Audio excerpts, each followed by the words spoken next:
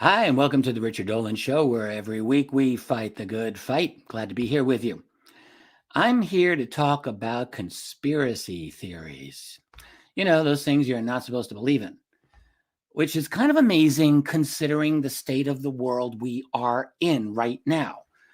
You know, the fact that here we are in the midst of an unprecedented, worldwide, exceptionally well coordinated great reset of our entire global infrastructure, our economy, our political landscape, our culture, clearly directed by the leading financial power brokers in the world, operating through places like the World Economic Forum at Davos, Switzerland. I mean, a power grab of such breathtaking scope and depth. I think most people really don't even now have the language to describe it because it's frankly nothing like anything in our past experience, at least not on a global scale. We've never seen this before. And still, you're not supposed to talk about conspiracy theories. Like, that's amazing. We've got an unprecedented global revolution happening all around us, but you can't talk about that or anything else that big government, big tech, and all the other bigs don't want you to talk about. Because if you do, you're a conspiracy theorist and you will very likely face social or professional or financial consequences if you do. And I know I'm not the only one, all right, whose head is spinning at the cognitive dissonance around all of this. Like, how did we as a culture get to a point in which the phrase conspiracy theory has become a nearly bulletproof method by the establishment to shut down any meaningful discussion and dissent in relation to the nearly completely unexamined structure of power that has evolved in our world? Well, conspiracy theory is one key phrase, and I should add, obviously there are several others that are very equally important. So you call something hate speech. That's a good one. Racist, misogynistic, any of the phobics you can pull into a conversation. They can work. Absolutely. Or the claim that something you say can cause real world harm. Yeah. I think nowadays, maybe the biggest tool of the state to crack down on speech and dissent might be the word misinformation. That's become nearly universally used by the establishment. And they don't bat an eye. Like, you are in danger of being harmed by information that the state doesn't like. That's misinformation, and it therefore has to be banned. So it's not just the phrase conspiracy theory that we can talk about. But look, I mean, it's got a long history. And actually, of all of the phrases I was just mentioning here, I would say the conspiracy theory has been around the longest. And you could say was kind of the pioneer of them all. It was an early soldier in the war of undermining the idea of free speech, without a doubt, and especially of against criticizing national or international structures of power. It's very useful, and it's had a long history of that. And it's been around so long by now that you can see all around how establishment outlets use this phrase without any irony as a way to dismiss just about any idea they don't like. So how did it happen that this phrase, conspiracy theory, is just so regularly applied to any hint or any suggestion that people in power might act maliciously or with ulterior motives or might try to manipulate the public in nefarious ways? Like, since when did this become off limits to speculate like that some of our political leaders collude behind the scenes to manipulate us or to frighten us or to deceive us, as a way to strengthen their own positions of power or privilege? I mean, it wasn't that long ago that we, the public, were actually able to discuss things like this without necessarily being branded as crazy or as extremists. Like, no one has erased my memory. I remember, and I'll bet many of you remember too. But today, you regularly hear public voices, not just in mainstream legacy media, but really all over big tech platforms like YouTube. They will frequently use the phrase conspiracy theory as the immediate go-to tactic to dismiss any idea that they don't like, as a way to stay within their own intellectual safe space where genuinely difficult questions just don't appear. And you always find that when one person in one of those venues uses the phrase, like, you almost find that everyone else in the room has a knee-jerk reaction to agree, and they just bury the idea. Like, it's a conspiracy theory. Burn the witch. During these last 2 years of global madness, it was the rule to discuss the COVID lab leak theory as a conspiracy theory with regularity. We all remember it. Still happens to some extent, not quite as much. But in the first year and a half, people were deplatformed, publicly attacked for suggesting it. Like, gee, I think that virus might have come out of a lab in Wuhan, since it was, named the Wuhan Institute of Virology, and they were working on coronaviruses. Like, we all knew that at the time. I'm actually surprised that I wasn't deplatformed immediately, because I actually openly did state that I thought the lab leak theory was easily the leading candidate. I thought the bat theory was preposterous. I said so. And again, like, that attitude at the time was quite logical. I mean, I didn't say that I knew for a fact, but I thought, well, it seemed pretty normal to suggest this. It didn't seem like a coincidence to me. And indeed, like everything we knew 2 years ago, it was totally a reasonable thing to say. Not even talking about what we know now, which is even much more, right? But I did not get deplatformed for that. Mainly, I didn't spend too much time on the idea after that. I basically dodged the deplatforming bullet. But a lot of people did talk about the lab leak theory, and they were deplatformed, and they paid a very heavy price in many cases. That whole concept was widely panned as a conspiracy theory. How dare you question the established narrative? Like, that's how people were. And do you realize, don't you realize how important that was? You have a virus that is the pretext for turning our world upside down, inside out, that justified the transformation of our entire globe. And we could not, still really cannot, but definitely could not, have an intelligent adult discussion about its origins. Like, unbelievable, but not unbelievable because it happened. And it's still happening. Although now, again, to a slightly lesser extent, but wow, what a price we paid. What a price we paid. Yeah, conspiracy theory. And since I'm on the theme of pandemic, we can also point out that the term conspiracy theorist is still widely used against people who question the motives of the bureaucrats, of the technocrats who created these disastrous lockdown policies. And disastrous. There's no gainsaying that. Or they call you a right-wing conspiracy theorist. That's even better now, because they often go together these days. As insane as it feels to me, it's not just criticizing big government that can get you smeared as a conspiracy theorist. If you criticize big tech, you criticize Google, big media, big pharma, you criticize Fiverr, or big intelligence, the CIA, you criticize any of these, you are likely to be smeared as a conspiracy theorist. How the hell did this happen? How did this happen? I mean, yes, you can also be smeared as a racist or a sexist or a transphobe or, whatever. But conspiracy theorists, oh yeah, that's the staple of the establishment for a long time. It's the meat and potatoes of their diet, basically. And it has been incredibly effective. I mean, even people who truly and genuinely distrust what their governments are doing, or who may actually distrust big pharma or big tech, you find they're usually afraid to embrace this idea that there's anything like a conspiracy going on behind any of this insanity, And I think the reason is because the phrase conspiracy theorist has become so embedded by now in our global culture that it's become this toxic brand. No one wants to be associated with it. Bad for your career. And it's crazy that this has happened, because when we cede the ground on this very important issue, when we don't push back, we are ignoring logic. We are ignoring common sense. We are ignoring history, because our world has always been filled with conspiracies. Just got to tell you. I mean, after all, what's a conspiracy? We can go into your Webster's dictionary, look it up. You'll get your exact definition. But the truth is, we know what a conspiracy is.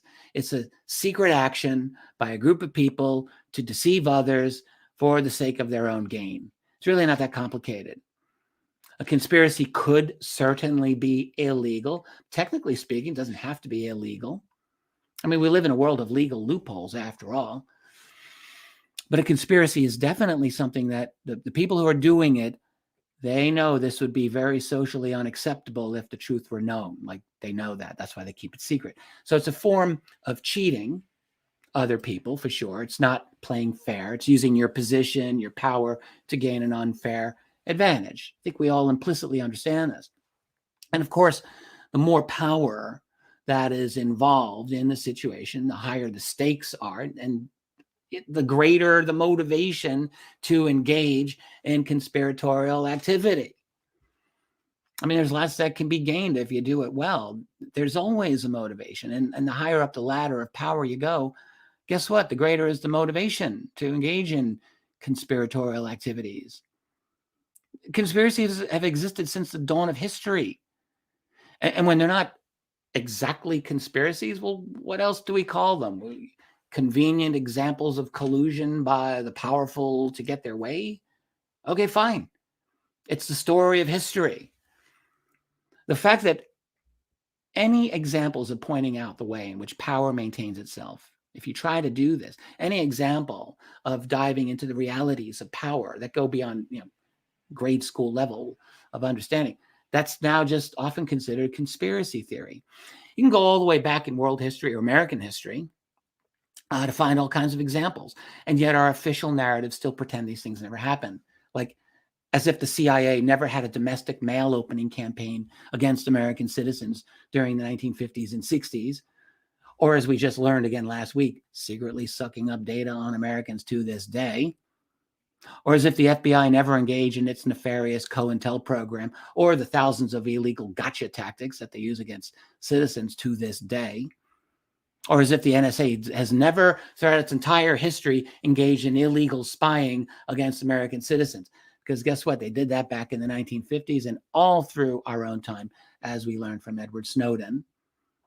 Or as if there was never an American military program that secretly used biological weapons against American citizens during the Cold War, because that happened.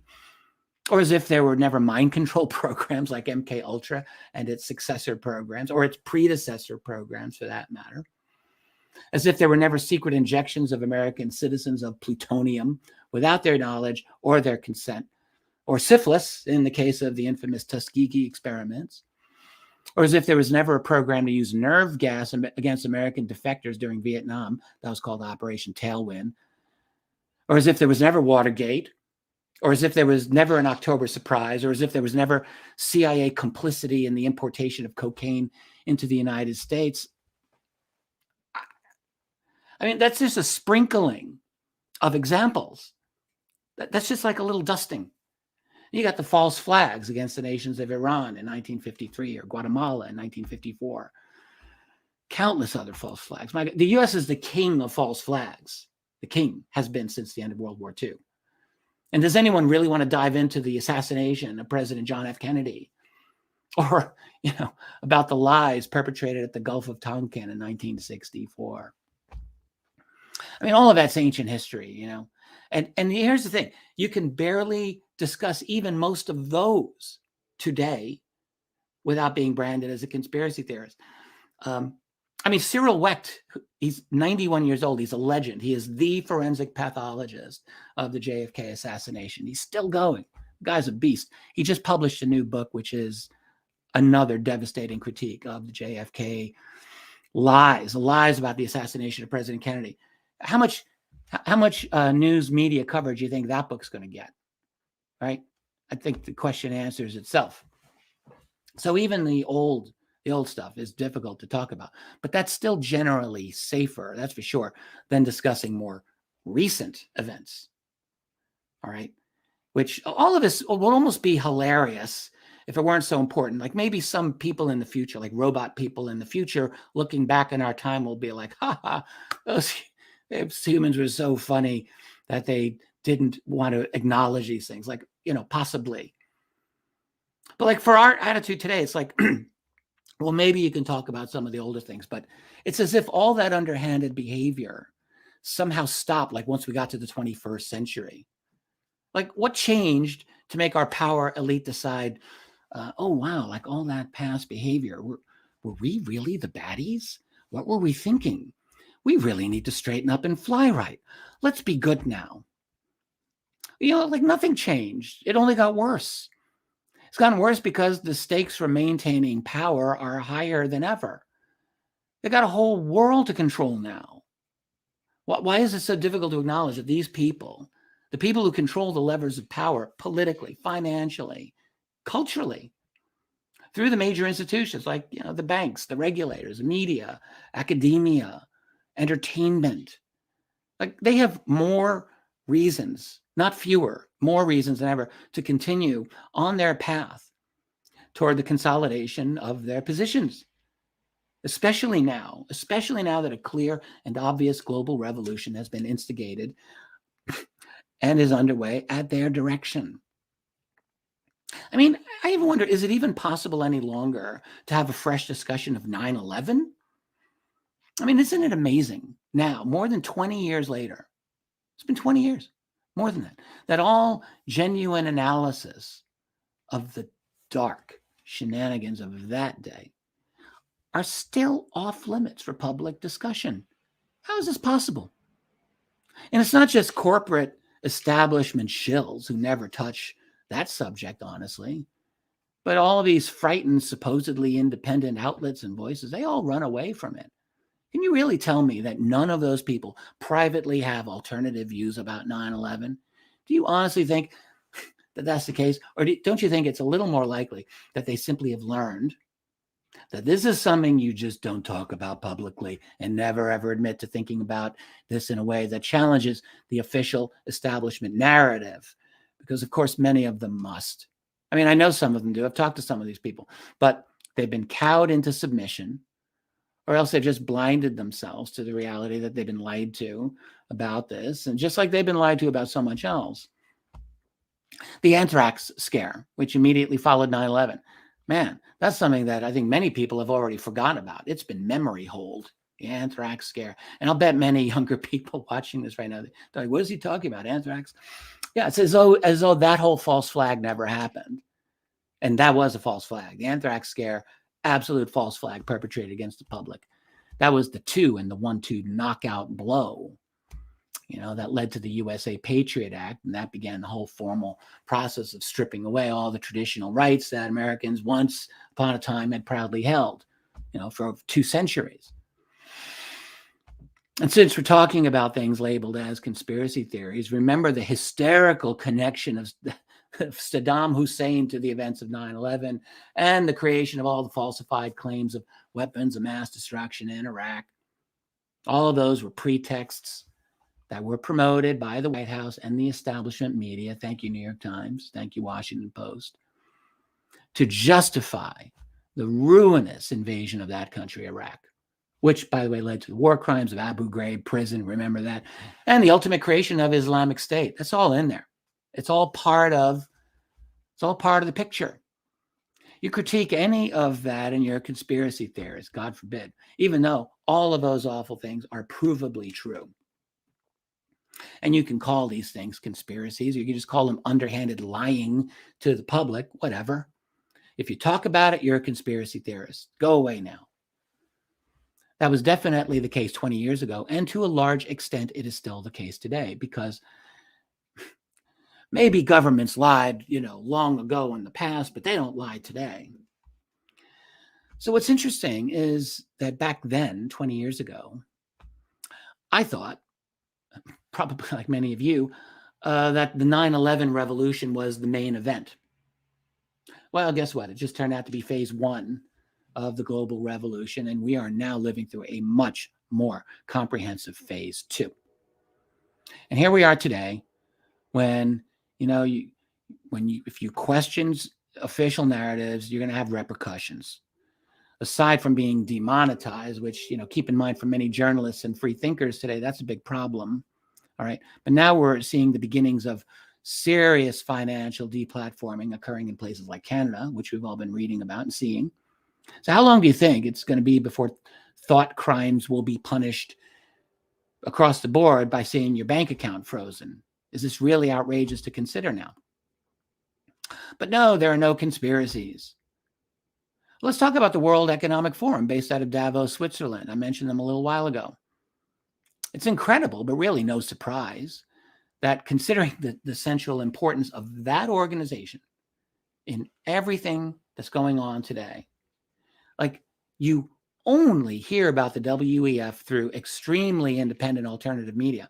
I tried finding references to the head of the WEF, that's Klaus Schwab, of course, in mainstream outlets. I mean, and maybe there's a few references to him here and but if there are hardly any of them. It's all from independent media, which tells you a lot right there. So here you have the head of this incredibly influential group, the World Economic Forum, Klaus Schwab, the man who coined the phrase, the Great Reset. That's his little baby, a phrase that has been repeated by leaders throughout the Western world as their stated goal.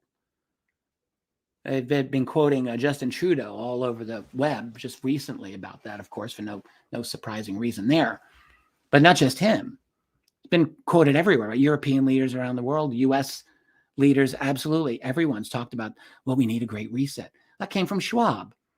And does inquiring about this connection make you a conspiracy theorist? Does it therefore make you a crazy person? Isn't it a little bit odd to see such an unusual connection? Like, doesn't it seem just a little like that there's a possibility that national policies around the world, policies that have upended entire societies, that they seem to stem from this guy, this man, who appears to be acting behind the scenes of all these national governments. Guy looks like he's the villain in an Austin Powers movie, but he's for real.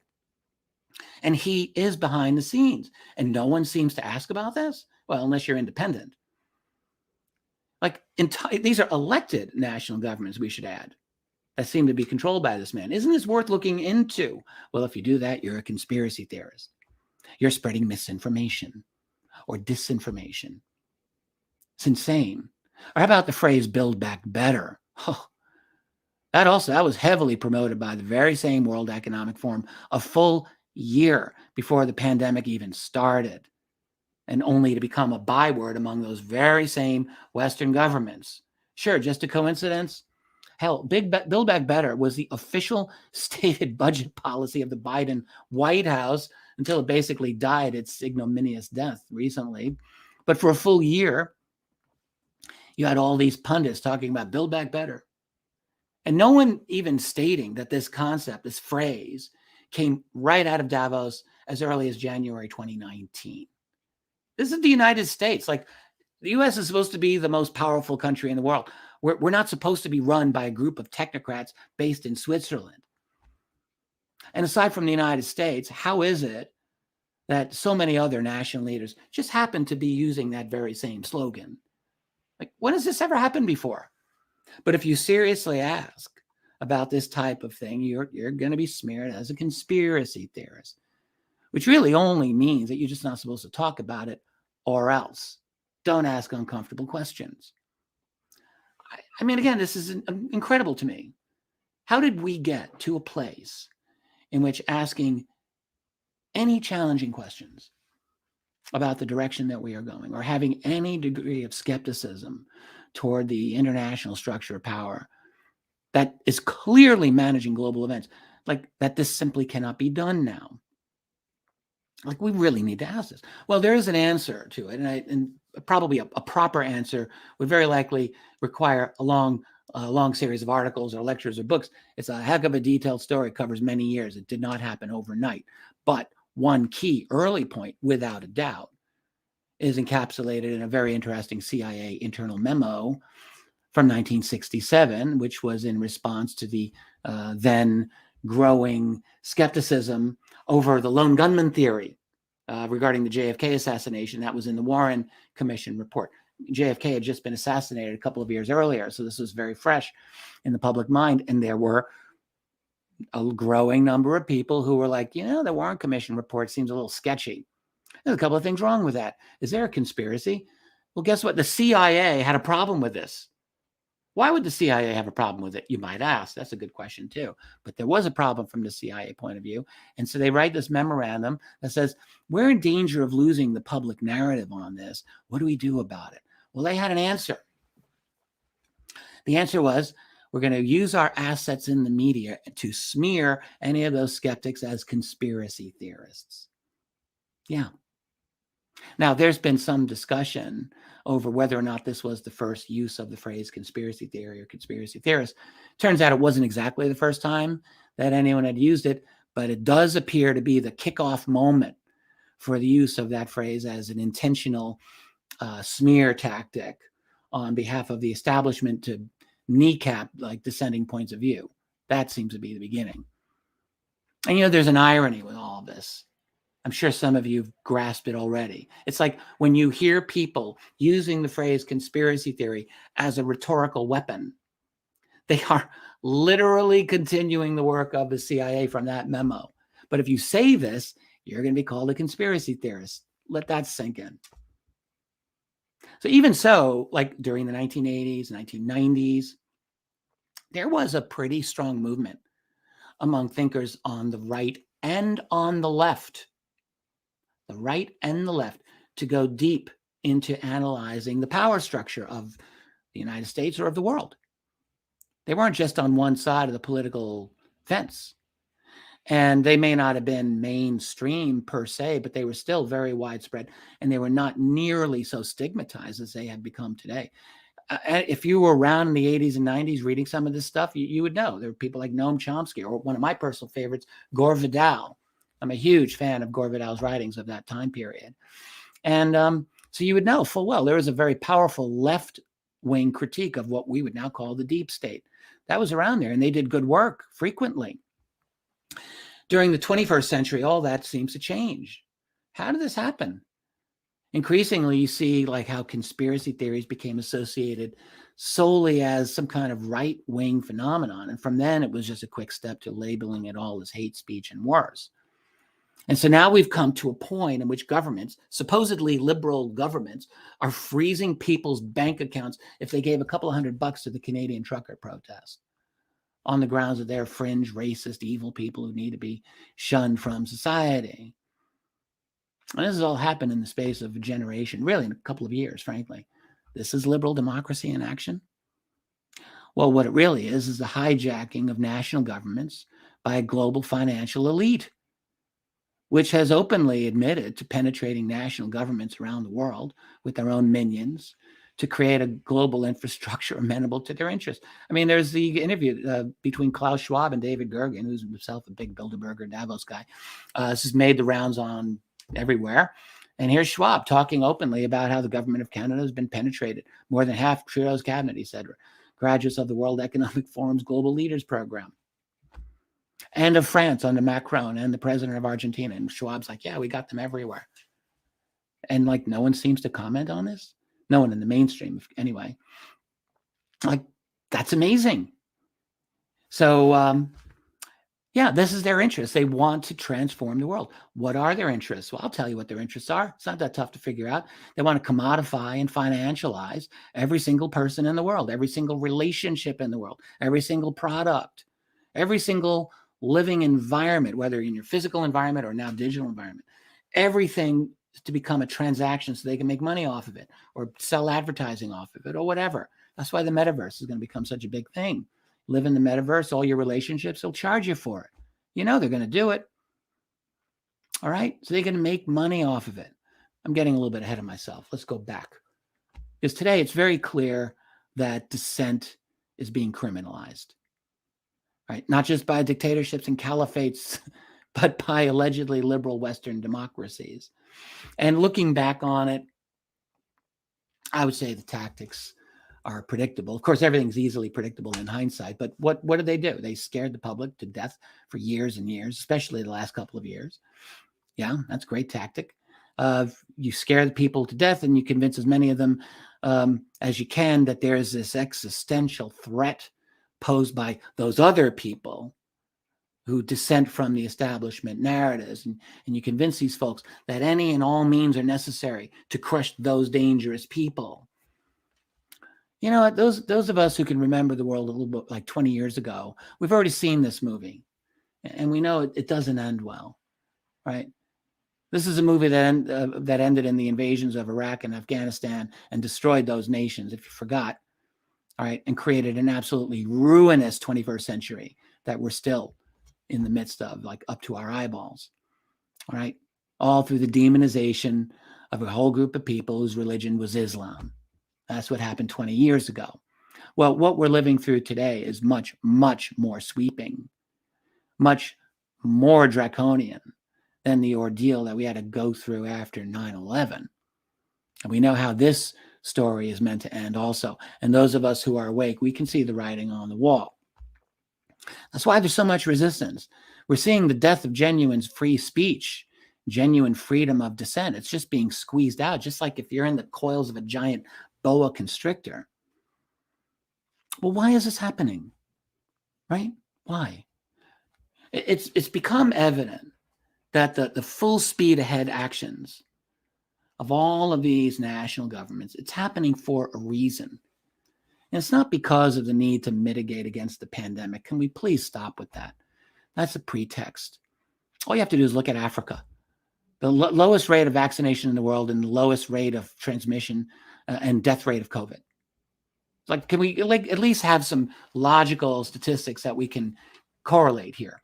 Or, comparing across the board of lockdown policies and masking policies. Like, good luck in finding efficacy to the draconian methods that have been undertaken. All right. If you really think that you're right on this, just go start looking at some genuine statistics on this. All right. The goal is not mitigation of COVID. If it were, they'd be telling you to take vitamin D and exercise. Like no one's saying that. No. So what is the goal? We know what the goal is. They already told us the goal is the Great Reset. That's the actual goal. In other words, what that means is revolution. I mean, what is a great reset if it's not a revolution? But reset's a much nicer, gentler word than revolution. It's like, yeah, we're just going to push a reset button. No big deal. You'll own nothing and be happy. Well, that's a very, very big change. It is a revolutionary change that obviously requires revolutionary transformations across all of society, across all of the world. Any change that big has got to rely on total population coercion. You're not going to get billions of people on the planet just voluntarily to go along with dramatic changes like this. It's not possible. So coercion, that is violence, because that's what coercion is. It's basically violence or the threat of violence becomes necessary. And for coercion to become possible in this world of ours, you need total digital control, which really, I think, is most likely why in 2 years we've gone from talking about vaccines then to vaccine passports that are based on a QR code that's then tied to your very ability to travel across borders or even within your own country. And clearly now at the point of tying it to your banking. We're going to see how far that goes. But those steps, thankfully, are not all universal at this point. But how difficult is it to see that this is the goal? The point is to control people's behavior. And in our digital world, you got to have digital control. But why the rush? Like, why the rush? Why the obvious need to push this through?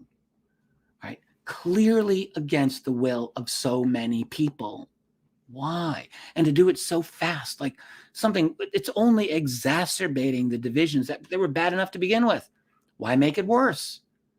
They're obviously making it worse and they know this and they're just doing it anyway. Why? Why so fast? Well, let's think about this. Do they know something that we don't know? Is it possible that the people who are game planning our global scenario, maybe they know something important that they're not telling us? Well, some of these reasons are pretty easy to see, in my view. One reason could easily be, and I think probably to some extent, is just immediate political expediency. In other words, there's now a situation in which a huge number of Western nations are thoroughly dominated by Davos appointees. That is the graduates of the World Economic Forum's Young Global Leaders Program, or else they're just clearly very closely aligned with the goals of the World Economic Forum. So from their viewpoint, most likely the time is now. Like, There are a few nations that have leaders that are not friendly to the Davos agenda. That's true. But most of the big players, outside of Russia anyway, they're pretty much on board. There are a few exceptions. So the time is now. And the idea could well be to get everything put into place legally before any national elections put opposition parties into power.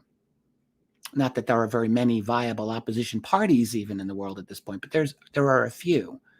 And if they were to get into power, and you're looking at the US midterms as one possibility, and a couple of the European elections as well, could cause some problem. So the attitude very well could be, let's get this done now. Move fast. Yeah, I could see that. But there are some longer term structural reasons also why I think time is of the essence from their point of view. Let's say a major crisis is on the way. So something bigger than anything we've even experienced up till now. Do you think that's possible?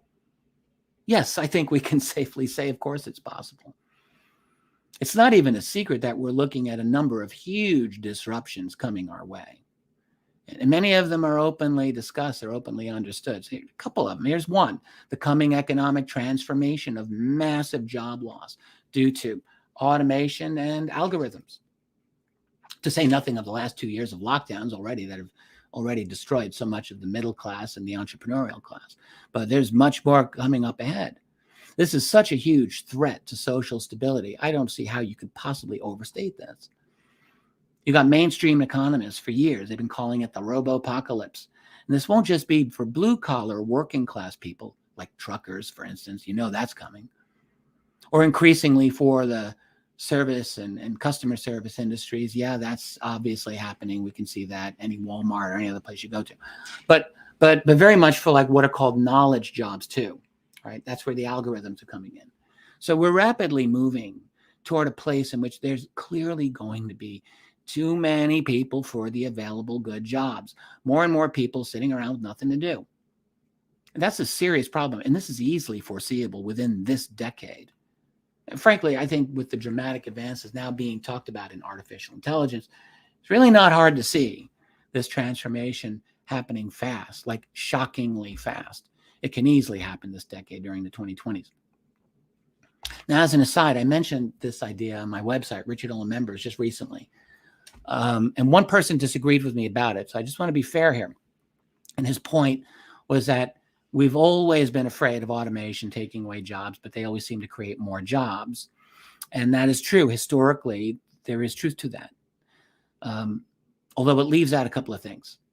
One is that automation in the long run may have led to more jobs, but it has almost always caused at the time short-term disruption and social unrest very, very often, because it's hard for people to make quick adjustments, frankly. Right. So just because down the road there may be more jobs, it doesn't mean that the people who are rubbed out of a job are going to somehow be able to make some smooth transition with a golden parachute to their next career. Like, that's highly unlikely. And then the other thing that this objection misses, in my view, is that I think this time, I do think that there are differences, and so do many major economic experts as well. It is a widespread concern. So now, no matter how the robo-apocalypse plays out in the long term, it is sure to create massive social unrest when it happens. And there's no question that the leading Davos technocrats know this as well. Do you think they're just going to be sitting on their hands watching all this happen? I mean, I think we can be sure of one thing. Like, they don't want that. They don't want large, restless, unhappy population with lots of time to think and to complain, and especially people who are not directly under their control, their digital control. They don't want that. So that's one reason to move quickly on wrapping up these forever digital lockdowns that are going on around the world. That's one potential crisis. There's other crises looming that have their attention.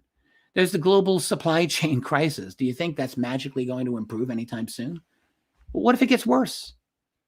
It could easily. Everyone knows this. And if it does, you got a situation in which social unrest will obviously worsen as well. Bad situation. You got to lock people down, control them digitally. I mean, in general, you can say the lockdown crisis has caused so much anger among so many people that has caused an irreversible alienation from all these folks that governments now feel this, and they feel the need to further lock down in order to control these people. It's a case of an authoritarian policy creating the need for more and greater authoritarian measures to keep the whole thing going, like one evil cycle, like a wheel that just keeps going. Down the road, you got demographic crises staring everyone in the face, not just in Western nations, but in China, Japan. That's for sure. We might be a decade away from seeing serious repercussions of that, with a top-heavy society of older people who are going to need more and more support from fewer and fewer younger people, because no one's making babies, at least not in Western liberal societies or in China or in Japan. And however that turns out, it's going to mean that we are inevitably going to see a massive overhaul of much of our infrastructure and of our society just to try to deal with that one problem. It's going to be a big problem. And any kind of massive transformation is going to require, you guessed it, more control over the people from their point of view, not from our point of view. I mean, my God, there are so many potential crises that are just looming. Do we think our global planners aren't expecting any of them to happen? I'm not even going to ask if they're intentionally making any of these happen. I'll leave it up to you. You can leave a comment below. I'll read it. All the while, a new infrastructure has fully come into place. It's a digital infrastructure. It's utterly comprehensive.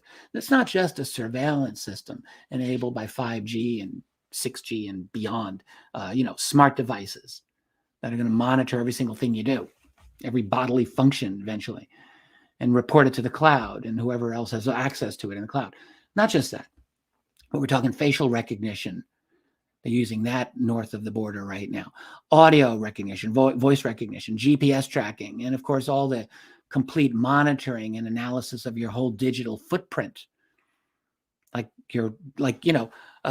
Complete analysis of everything about you, your whole personality, minority reporting, predictive behavior modeling based on everything you do digitally. But now, beyond that, we see the ability to freeze bank accounts, and who knows where that's going to end. So the infrastructure is essentially completely in place, or nearly fully in place by now. And all that's really remained has been the legal infrastructure to enforce the control measures that these far-sighted globalist technocrats fully believe they need in order for them to survive the coming crises that they undoubtedly see. So back to the notion of conspiracy theories.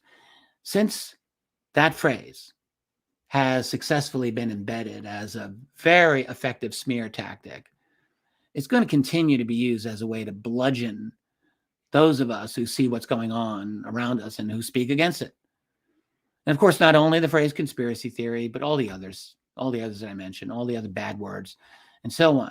So you can see this shockingly and with a sense of terror in the very recent memo put out by the U.S. Department of Homeland Security, in which they stated openly the need to combat domestic terrorism threats, which use what they call misinformation, disinformation, and what they called malinformation as a way to sow discord in our society and distrust in our government. So that's terrorism now, using misinformation? First of all, who decides what is misinformation? Obviously, they do. Well, that's reassuring. And they're totally in bed with big tech to do all of this. A few months ago, I talked here, right on this channel, about Google's work with Rand Corporation to identify and fight conspiracy theories at scale, in their words. In other words, by use of highly advanced algorithms to detect any kind of thinking or writing that the government doesn't like. They're all working on this, like right now, probably exactly right now. So real dissent is just no longer to be permitted. Anything that looks deeply and seriously at what is happening, anything looks seriously at the genuine structures of power in this world, at what they are doing, anything that questions the motivations of our dear leaders, or that they say is a threat to our democracy, or anything along these lines, is simply not going to be tolerated any longer. But the reality is we live in a world of genuine conspiracies. I mean, in the proper and exact sense of that term. And if you don't want to call them conspiracies, then call them whatever. Call them shenanigans. Maybe we can become shenanigan theorists. A lot of this is just a matter of semantics, but it's semantics that have caused so many otherwise insightful commentators and thinkers just to run away from looking at this stuff. They've been scared away from doing it. You can actually say that the fact that people are not allowed to say so many things, it proves the point that there are conspiracies against people, the people, conspiracies against human freedom and dignity, all for the cause of implementing a global revolution based on total digital and real control over a population that's going to continue to be going through one crisis after another, both probably crises that are structural, inherent in the system, and undoubtedly manufactured. Crises that are very likely to make people very unhappy and potentially dangerous. Therefore, the means of control have to be put into place as soon as possible. That's what we see happening all around us. That's what the rush is all about. That's what I think, anyway. And even so, the people still fight back. That's kind of interesting. Many of these people have decided they're not going to go down quietly. They're going to go down swinging, or at least they're going to go down retaining their integrity in the process. And look, let's get real. It's only by some measure of public resistance, nonviolent public resistance, be great, but public resistance that the people have any chance of retaining their freedom and really, ultimately, when we look down the road, their humanity. And by the way, I think many of you know that I don't just study conspiracies or shenanigans, but I've studied UFOs for many years. So if you don't care about UFOs, you don't have to listen to what I'm going to say for the next 2 minutes or so. You go make some tea, go raid the fridge, whatever. But if you are interested in that fascinating subject that has grabbed my attention for almost 30 years, well, okay, there's a lesson relating to UFO disclosure in all of this. We know that the UFO subject is nothing less than explosive to the stability of the global power elite. It's not a fun prospect for them to contemplate admitting that there's been a literal lie of a lifetime on this matter.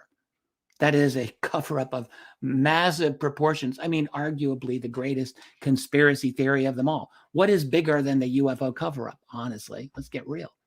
Not much, if anything.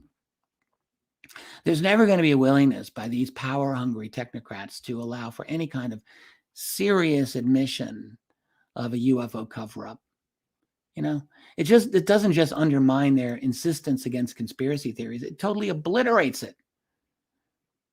Can you imagine someone saying, well, we don't want you to believe in conspiracy theories. Well, the UFO one, yeah, that's true, but none of the others. Like, okay, that's not going to happen. It's not going to happen. So what that means is, as we move ahead into this coming dark period, we know UFO subject's not going to just go away. It's out there too much. So it's going to have to be managed. Now, right now, the subject of UFO conspiracy, it's not really a major public hot button issue. We're at the point of, well, we wonder if there's something out there. We don't know what that is. Okay, fine. They're not really talking about conspiracies or cover-ups or alien tech or bodies or anything like that. Okay? It's not a major issue. And that the goal of our global technocrats, or actually their bosses, their goal is that this never becomes a hot button issue. All right? Not a good thing. So the subject's going to have to be continually monitored and defanged. And I'm just going to suggest the escalating tactics that we've just seen used against free people for all the recent protests.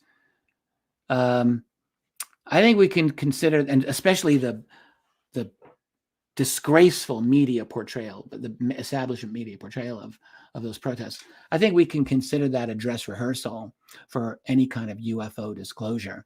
Because if push comes to shove, those same tactics will be used against the UFO community if we ever get to the point of posing a similar threat. And that's something to keep in mind as we move forward. Now, that's not to say that we should stop what we're doing, but I would just say forewarned is forearmed. Anyone in the field of disclosure or working toward that in the UFO field, if you don't see these difficulties ahead, then you're just deluding yourself. We've got to wake up, because we're in a struggle that, unfortunately, it's not even close to being over. I'm not talking about just UFOs or the global situation. I'm talking about everything. All right. We're just at the beginning. So one thing we can do is take back the phrase conspiracy theory or conspiracy, or at least push back hard when we hear ignorant people trying to use the phrase against anyone who is questioning official narratives. Now, not all conspiracy theories are true. Okay, fine. But some of them are true. A lot of them are true. And we have seen, all in a brief period of time, that things that were ridiculed as conspiracy theories, they have very frequently come true. For my part, I'm never going to shy away from talking about conspiracies. Never. Because they exist. Because the very nature of modern organizational behavior, especially within circles of real power, it's the most natural breeding ground of conspiracies, especially conspiracies against the people. So when you hear someone dissing a conspiracy theory, don't run, stand and fight. But through it all, I'll just say chin up. Illegitimi non carborundum. Don't let the bastards get you down. And we're all tougher than we think. We're not the first people in history, to face difficulties. And honestly, many of the things people have had to face in the past and had to face down were terrifying, and they did it. We are tough bastards. We've got our own pride. We've got our own dignity. We've got courage. We believe in higher morality and ethics and humanity and connecting ourselves to the divine that is within us and around us. Call it God, call it whatever you like. But just know that there is a higher place within you, a place you can call upon, a place that can give you strength and can give you fortitude. It does exist. I know it exists. And you can also get comfort from that fact that by asserting your natural rights as a human being, you're putting yourself in very good company. The American Declaration of Independence tells you you have a right to life, liberty, and the pursuit of happiness. Don't forget that. It's right there, right at the beginning. You have liberty, and you're not simply allowed to have those rights, but they are endowed to you by your Creator, by God. They're natural rights. Now, that's the Declaration of Independence, not the Constitution, but I say, who cares? You're going to take down the Declaration of Independence? You have natural God-given rights. Don't give them up. Remember who you are. And you know what? Despite all the difficulties, all the darkness, there's still a lot of good in this world. And there's still a lot we can be grateful about for all those wonderful things. And I hope that you take the time to remember what those good things in your life are, that you can be grateful for them. Feeling anger, feeling resentment, that's not good for you either. We can face down the bad guys, even in a spirit of cheerfulness. It's possible. So let's keep fighting the good fight with a smile. I want to thank every one of you for being here with me. Thank you for your comments. It's a pleasure. It's an honor to be here with you, with this family, people in the chat family, and those of you listening after the fact. I'm glad to be talking to all of you. Let us not give up. We can do this. Catch you all again. Bye for now.